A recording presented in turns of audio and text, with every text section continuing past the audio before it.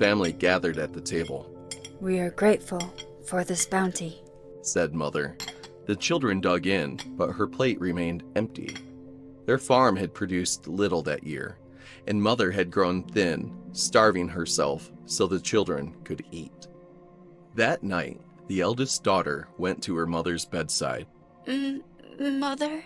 She whispered. I'm afraid of Father. Her mother did not respond. She simply looked at her daughter with tired, sad eyes and stroked her hair. A few weeks later, she was dead. Her skeletal body was as light as a feather. The girl soon found she had taken Mother's place.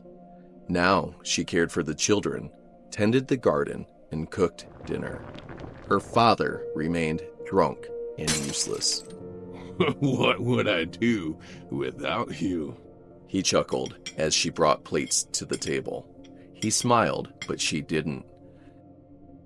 She had taken Mother's place in more ways than one.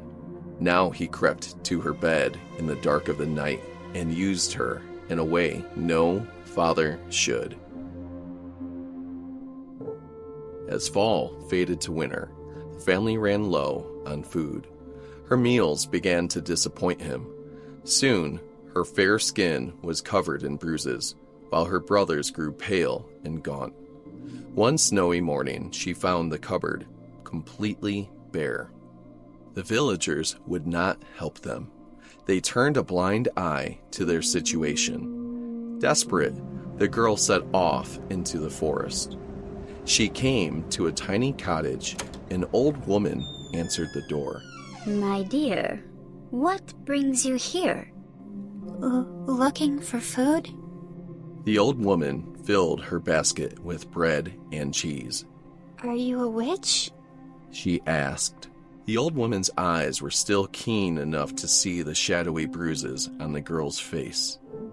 Indeed, I am. Why are you really here? The girl was silent. Then she whispered.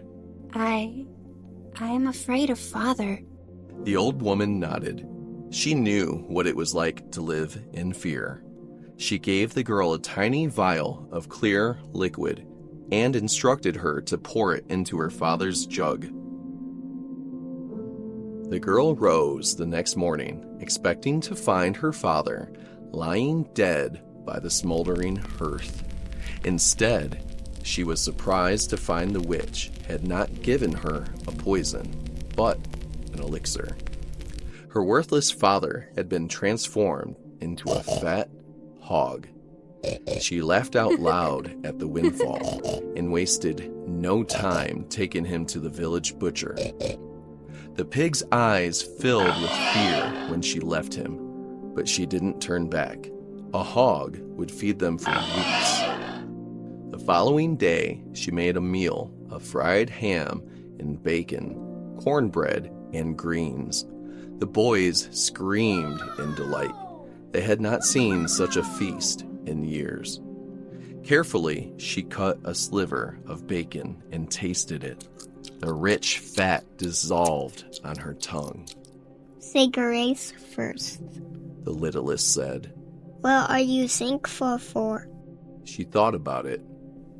I am thankful for Father.